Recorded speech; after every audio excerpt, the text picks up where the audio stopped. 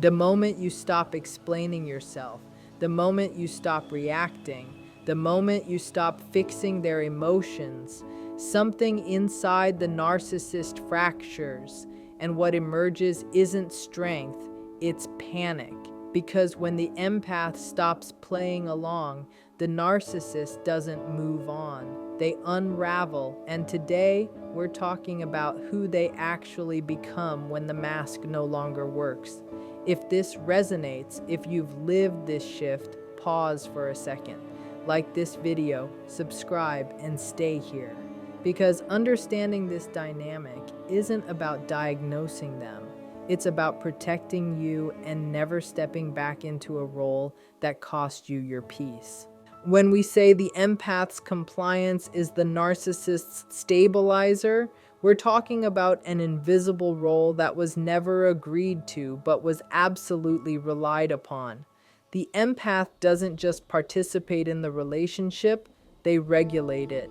They smooth emotional spikes, rationalize bad behavior, anticipate needs before they're spoken, and absorb tension so the narcissist doesn't have to feel it. Over time, this becomes a psychological crutch. The narcissist externalizes their emotional regulation onto the empath, using their patience, empathy, and willingness to self-correct as a way to avoid inner accountability. The empath apologizes first, explains harder, gives more chances, and in doing so, unknowingly keeps the narcissist emotionally upright. This compliance isn't about weakness, it's about conditioning. Empaths are often wired to preserve connection, so they step in where things feel unstable, believing that if they just communicate better or love more clearly, balance will return. But what's actually happening is that the narcissist's inner chaos is being outsourced. Their fragile self-image, their shame, their volatility are all being managed externally by someone else's nervous system. When the empath stops complying, the narcissist doesn't just feel rejected, they feel destabilized. Anxiety increases, impulsivity spikes, and their behavior becomes more extreme because the buffer is gone. The empath was translating reality into something the narcissist could tolerate. Without that translation, reality feels hostile. This is why small boundaries provoke outsized reactions. It's not the boundary itself, it's the sudden loss of emotional scaffolding. The narcissist was never standing on solid ground to begin with. The empath's compliance functioned like emotional shock absorbers, cushioning every disappointment, reframing every failure, and protecting the narcissist from the full weight of their own behavior. When that compliance ends, the narcissist is left face to face with feelings they never learned to process, responsibility they never learned to hold, and an internal emptiness they've spent years running from. And the panic that follows isn't about losing the empath as a person, it's about losing the system that kept them psychologically intact. When control is lost, the narcissist doesn't pivot into reflection or growth because control isn't a preference for them, it's the glue holding their identity together. Their sense of self is built around dominance, validation, and narrative management. They don't experience relationships as mutual exchanges. They experience them as systems that confirm who they believe they are. So when an empath stops complying, stops accommodating, or stops absorbing emotional fallout, the narcissist isn't simply frustrated. They're destabilized at the core. The image they've been maintaining begins to crack, and without control, that image can't be upheld. This is where identity collapse begins. Instead of asking, "What did I do?" the narcissist feels, "Who am I if I can't control this?" That question is intolerable. Growth requires accountability, curiosity, and the ability to sit with discomfort. and those capacities were never developed because control replaced them. Control allowed them to bypass self-examination entirely. As long as others adjusted, apologized, or stayed engaged, the narcissist never had to reorganize internally. When that external regulation disappears, there's no internal structure to fall back on. What follows often looks like chaos. Sudden rage, impulsive decisions, reckless behavior, or exaggerated self-importance are all attempts to restabilize the identity without actually repairing it. Some will double down on superiority, others will collapse into self-pity, but both are defenses against the same thing: exposure. Losing control exposes the gap between who they present as and who they actually are underneath. This is why you may see regression rather than maturity. The narcissist may behave younger, more erratic, more emotionally primitive because the adult reflective self was never fully formed. Control did the work that development was supposed to do. When it's gone, there's no scaffold left. The empath's withdrawal doesn't cause the collapse, it reveals the absence that was always there. And because the narcissist experiences this as an existential threat, not a learning opportunity, every response is about restoring dominance rather than understanding the loss, leaving them grasping for anything that can prop the identity back up, even if it costs them relationships, credibility, or reality itself. When manipulation stops working, rage takes over because charm was never a personality trait, it was a strategy. Charm is used to disarm, to pull people in, to create confusion and attachment. It works only as long as someone is trying to see the good, trying to understand, trying to maintain harmony. The empath does this naturally, which makes charm incredibly effective at the beginning. But once the empath stops responding to cues, stops engaging emotionally, or stops giving the narcissist access to their inner world, charm loses its leverage. There's no mirror to perform into. At that point, the narcissist has no incentive to maintain the mask. What emerges instead is raw affect. Rage isn't about anger alone, it's about entitlement colliding with limits. The narcissist believes access is owed. When that access is denied, the emotional response is immediate and disproportionate. The shift can feel shocking because it's so fast. One moment they are persuasive or affectionate, the next they are cold, cruel, or explosive. This is not a mood swing, it's a power recalibration attempt. Rage is meant to intimidate, destabilize, and pull the empath back into reaction. Even negative attention is better than none because it restores engagement. The intensity is designed to override boundaries by flooding the nervous system. This is why the narcissist may provoke, insult, accuse, or suddenly rewrite the relationship narrative. If charm can't pull you closer, fear might.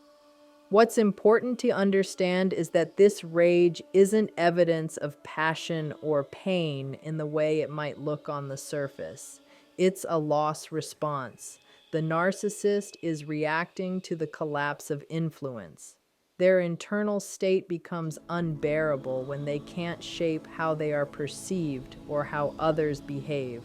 Rage becomes the last tool available when persuasion fails. For the empath, this phase is often when clarity hits. The contrast between who they thought they were dealing with and what is now being displayed is undeniable. The mask doesn't slip gently, it shatters. And once you've seen that rage emerge in the absence of compliance, it becomes clear that the charm was never about connection, it was about control, and without control, there is nothing left to perform except the fury of exposure. When the empath steps out of the role, the narcissist's next move is almost always a frantic search for a replacement supply. And this scramble is not about love, compatibility, or even desire. It's about survival. Supply functions as emotional fuel, identity reinforcement, and reality confirmation all at once. The empath provided steady, high-quality regulation through consistency, depth, and emotional attunement. When that disappears, the narcissist experiences a sudden drop in psychological oxygen. Panic sets in and urgency takes over. This is why new relationships often appear immediately, sometimes overlapping, sometimes announced loudly and performatively. The speed is not confidence, it's desperation. The narcissist cannot tolerate the quiet space where self-awareness might emerge, so they fill it with attention, bodies, admiration, or chaos. Anyone who mirrors them, validates them, or offers admiration becomes usable, regardless of fit. Standards collapse because the goal isn't connection, it's stabilization. This is also why these new dynamics often look shallow, exaggerated, or oddly public. Social media becomes a stage, happiness is overplayed, intimacy is rushed. The narcissist is trying to prove something, not just to the world, but to themselves. Each new person is meant to reassure them that they are still desirable, still powerful, still in control. But because this supply is rushed and unearned, it rarely regulates them the way the empath did. The empath offered depth and tolerance, qualities that take time to establish. Replacement supply is often brittle, reactive, and less forgiving. This leads to increased volatility, cycling through people, or repeated disappointment. The narcissist may complain that no one understands them the way the empath did, while simultaneously devaluing the empath to protect their ego. What's crucial to understand is that this scramble is not a sign that you were replaceable. It's evidence that you were essential. If you were truly interchangeable, there would be no urgency. The chaos of replacement reveals how dependent the narcissist was on the emotional labor you provided. They are not moving forward, they are patching a rupture, trying to recreate externally what they cannot generate internally, and each new source is an attempt to quiet the same emptiness that your presence once kept at bay. When direct control over you is lost, the narcissist often shifts into victimhood as a secondary strategy to regain power. This isn't a collapse into vulnerability, it's a repositioning. By framing themselves as the injured party, they attempt to recruit sympathy, validation, and moral authority from others. The narrative usually changes quickly. Where they were once confident and dominant, they now present as misunderstood, mistreated, or abandoned. This story is not about emotional truth, it's about leverage. If they can't control your behavior, they try to control how you are perceived. The victim identity allows them to bypass accountability while still remaining central. It also serves as a defense against shame. Admitting fault would require self-reflection, which threatens their fragile self-image. Casting themselves as the wronged one preserves that image while redirecting blame outward. You may notice exaggerations, selective memory, or outright fabrication. Context is removed, patterns are ignored, and isolated incidents are magnified to support the story. This narrative is repeated often and with conviction, not because it's accurate, but because repetition helps them believe it. The more people echo the story back, the more stable they feel. This is also a way to test influence. If others rally around them, it reassures the narcissist that they still have social control. For the empath, this phase can feel especially destabilizing because it contradicts lived experience. You may feel compelled to defend yourself or correct the record. That impulse is understandable, but it's also what the narcissist is hoping for. Engagement, feeds the narrative. Silence, on the other hand, removes the stage. Over time, inconsistencies in their story tend to surface because maintaining a false victim identity requires constant reinforcement. The emotional tone often gives it away.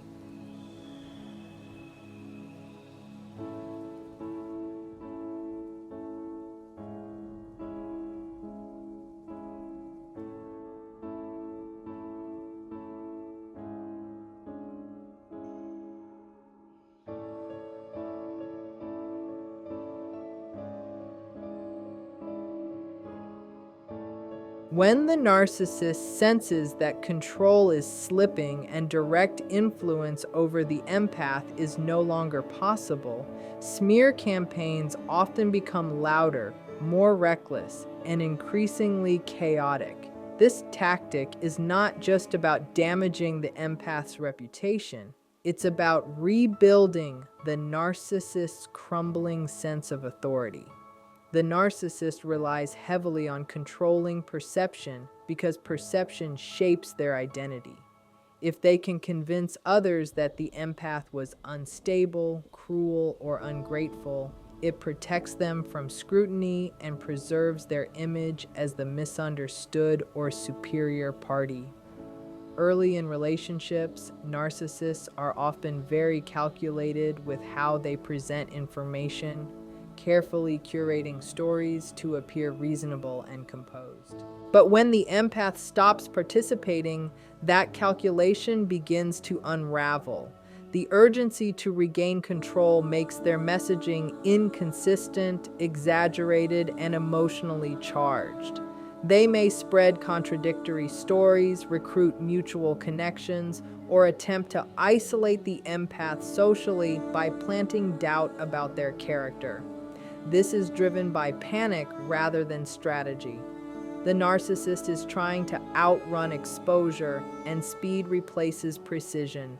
They may overshare private details, twist past events, or assign malicious motives to ordinary boundaries. The more threatened they feel, the more aggressive the narrative becomes. What makes this stage chaotic is that the narcissist often loses track of their own storyline. They tell different versions of events to different people, hoping something will stick. This fragmentation reflects their internal disorganization. Without the empath grounding reality through calm communication and emotional translation, the narcissist's version of events becomes more extreme and detached from facts. Smear campaigns also serve as bait. If the empath defends themselves publicly, the narcissist regains engagement and can escalate conflict further. If the empath stays silent, the narcissist may intensify the accusations in an attempt to provoke a reaction. Over time, the desperation embedded in these campaigns tends to surface. Observers may begin noticing inconsistencies, emotional volatility, or patterns of similar accusations against others. The narcissist's need to maintain dominance through storytelling becomes harder to sustain because lies require coordination and chaos erodes coordination, leaving them constantly chasing control through louder claims, broader accusations, and increasingly unstable portrayals of reality. When the empath disengages and stops supplying emotional energy, what often becomes visible is the narcissist's inner emptiness, something that was carefully concealed during the relationship. While the empath was present, their attention, curiosity, and emotional responsiveness filled in the gaps, giving the illusion of depth, stability, and purpose. The narcissist appeared confident, expressive, and even passionate because someone else was constantly reflecting meaning back to them. Once that mirror disappears, there is nothing left to amplify. The narcissist is left alone with an internal landscape that feels flat, hollow, or painfully underdeveloped. This emptiness is not the same as loneliness in the ordinary sense. It is a lack of cohesive self, a fragile identity that depends on external validation to feel real. Without the empath's engagement, the narcissist may seem bored, restless, or suddenly uninterested in things they once claimed to love. Hobbies, values, and goals may shift abruptly or vanish altogether because they were never internally anchored. The narcissist may try to fill this emptiness through stimulation, drama, or constant distraction. Excessive socializing, risky behavior, or compulsive attention seeking can all emerge as attempts to escape the discomfort of stillness. What's striking is how quickly the illusion dissolves. The charisma that once felt magnetic now seems performative or drained. Conversations feel repetitive, shallow, or oddly mechanical. This is not because the empath took something away, but because they stopped supplying what was never self-generated. For the empath, witnessing this can be disorienting. You may realize that much of what felt like connection was actually projection. You brought meaning, depth, and emotional continuity into the space. The narcissist borrowed it and reflected it back as if it were their own. When that borrowing ends, the absence becomes obvious. This exposure can provoke panic or rage in the narcissist because emptiness threatens their sense of existence. Being unseen is terrifying when you don't know who you are without an audience. The empath's withdrawal doesn't create the void, it reveals it. And once revealed, the narcissist must either keep fleeing from it through endless distraction or face a self they've spent a lifetime avoiding. When the empath detaches, what truly gets exposed is the depth of the narcissist's dependency, not on love, but on regulation. The narcissist often presents as independent, self-assured, even superior, but this image depends on someone else doing the unseen emotional work. The empath tracked moods, adjusted tone, anticipated reactions, and carried the emotional weight of the relationship. This created the illusion that the narcissist was grounded and self-contained. Once that labor stops, the imbalance becomes undeniable. The narcissist begins to feel unmoored, reactive, and oddly childlike because the external system that kept them steady is gone. They may reach out repeatedly, provoke conflict, or oscillate between cruelty and nostalgia, all attempts to re-establish connection to the regulating source. This isn't missing you as a person, it's missing the function you served. The empath's calm once acted as an emotional anchor. Without it, the narcissist's nervous system becomes dysregulated. Anxiety spikes, impulsivity increases, and emotional reactions feel sudden and extreme. The narcissist may accuse the empath of abandonment or cruelty, projecting their dependency outward to avoid acknowledging it internally. What's revealing is how little self-soothing capacity appears once contact ends. Rather than reflecting or stabilizing independently, the narcissist looks outward for someone to fix the discomfort. This dependency often shocks the empath because it contradicts the narcissist's self-image of strength. But strength was never the source, it was borrowed structure. The empath's withdrawal doesn't create weakness, it exposes reliance. Over time, this exposure can lead to frantic attempts to pull the empath back in, not through repair, but through guilt, fear, or urgency. The narcissist needs the system restored because without it, their internal instability is impossible to ignore. For the empath, this realization can be clarifying and painful at the same time. You were not too much. You were carrying too much. And when you stopped, the truth surfaced. The narcissist wasn't standing beside you. They were leaning on you, and without that support, their sense of self begins to wobble, revealing how dependent they had always been on your emotional presence to feel real at all. When the empath fully disengages, what ultimately gets exposed is how dependent the narcissist was on the empath's participation to maintain their sense of power and coherence. The narcissist often believes they are the dominant force in the dynamic, the one in control, the one who decides when connection happens and when it ends.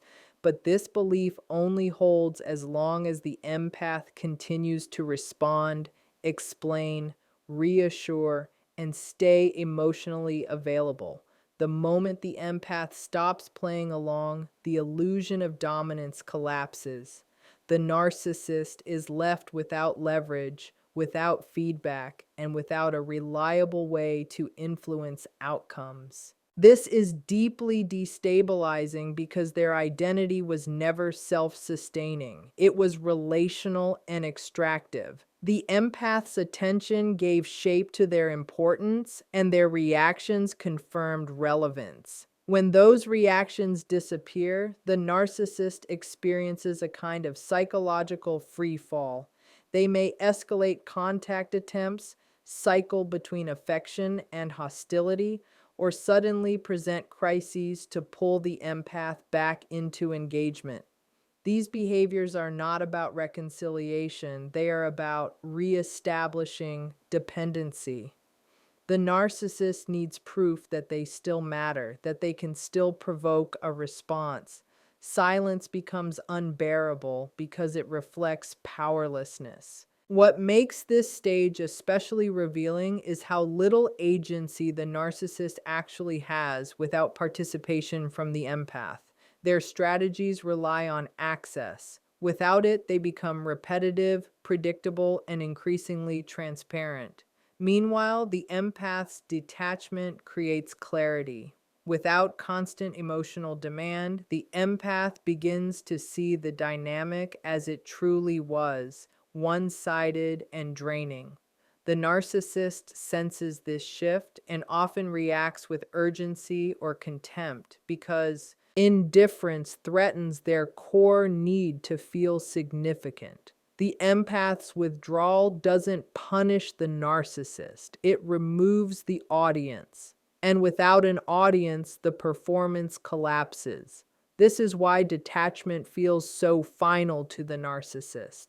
It signals not just the end of influence, but the end of the version of themselves that existed only through someone else's emotional investment. What remains is a confrontation with dependency they can no longer deny, and a reality they can no longer bend through charm, guilt, or control.